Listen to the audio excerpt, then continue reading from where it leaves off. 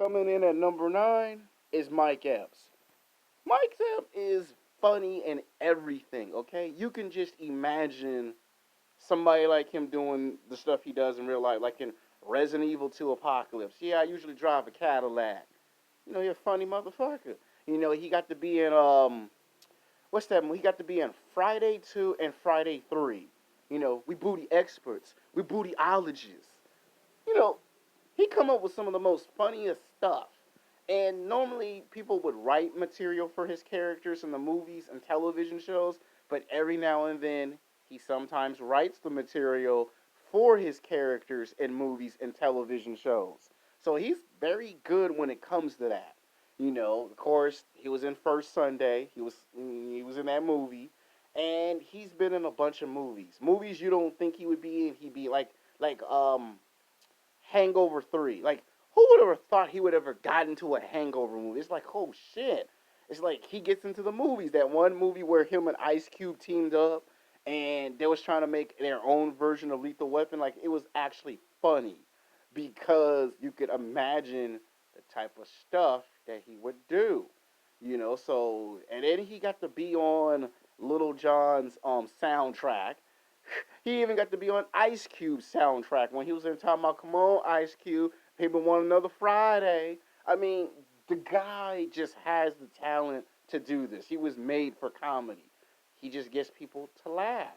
Every time you see him do something, you could just imagine the type of stuff. Like when he popped up on an episode of Real Husbands of Hollywood, and the way he could just play off of Kevin Hart, it's incredible. He gets into the commercials, and he got to be in at least 2 Resident Evil films. So that tell you right there's something good about him being in these movies. Now he should be rated a little higher because Kevin Hart did kind of pass him a bit, you know. But to me, they're like on the same level.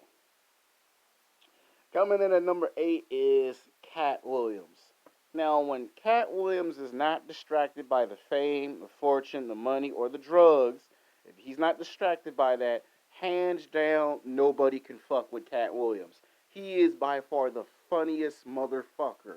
I mean, the way he does shit, you could just imagine it. Like when he got to pop up in Friday 3, that was funny because you could imagine a short dude being a pimp with a curl and in there talking shit. You could just imagine that. That could be anybody's little cousin.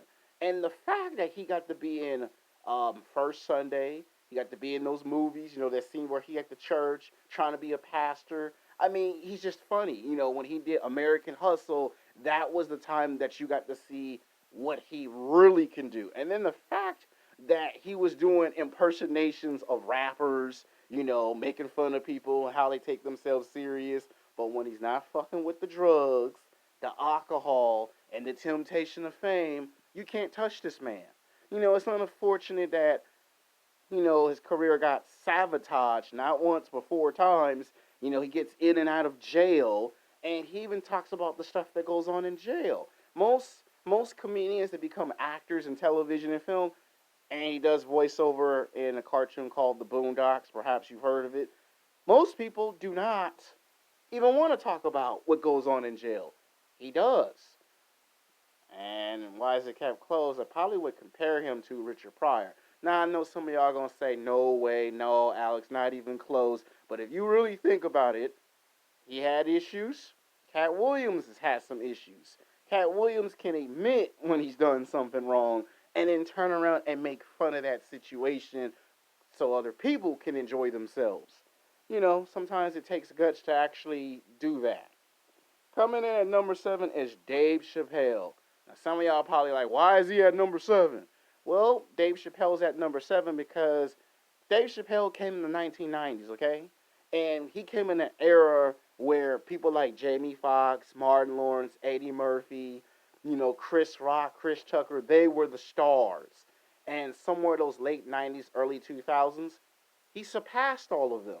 And he was told by Eddie Murphy he was going to become the greatest of all times. Of course, when you meet your idol, you get a chance to meet your idol. I mean, he got to be in a movie called The Clumps, where they had their little face off. Because for so many years, Dave Chappelle was like, I wanna meet Eddie Murphy. I want to be in a movie. I want to meet Eddie Murphy. And Eddie Murphy was like, oh, you want to be in a movie? You can be in a movie right now. Of course, there's two different sides to that story because you always hear Dave Chappelle, talking bad about Eddie Murphy and Eddie Murphy reacting to it like, why on earth are you mentioning my name when you're not telling the true story of what actually happened? But he did get his shot. He did get to be in the movie. He had a television show. It was canceled, and then he got the television show that he'd been logging for, and that is the Dave Chappelle Show. Show that ran for like 3, maybe 4 seasons. It was a shame that the show got canceled. Dave Chappelle could not handle the pressure of what goes on with fame. You make 50,000 or $50 million, whatever. That's a lot of money, and for someone to say I can't take it, it's a shock to a lot of people. So when someone finds out you can't handle the pressure, that's sad. I mean, he did have his moments.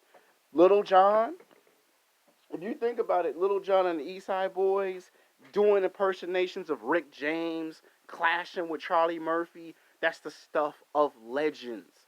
I mean, that was in the prime of his career. Then he got into the movies, television shows, Undercover Brother. He had his moments. Certain characters that he created. The crackhead that you see that he be imitating on the Dave Chappelle show. Making fun of the news weatherman. And then of course there's everybody's most favorite one, but don't ever bring it up to certain people with political views, because they'll probably get you just for you bringing it up. The one where he makes fun of a certain group. And then there's his controversial comeback of 2019 where he made fun of a certain group, which is very, in my opinion, it's very disrespectful to disrespect a group. But that's Dave Chappelle. And if a comedian gets an opportunity to make a comeback, they're going to take the most political thing that they can make fun of and make fun of it. Which, again, you got to be very careful because people watch what you say, people see you, people hear what you say, people point you out, and then you can get into a lot of trouble. And if you're Dave Chappelle, then you probably are happy because you're on the list. And people who love Dave Chappelle, they're fans of him. So they can't wait to see what he come up with next. He's good at sketches. He's good at, taking movies and making fun of the movies. Other people are scared to do it. He's not. All right, coming in at number 6 is a legend, Richard Pryor. Oh, I love me some Richard Pryor. I mean, as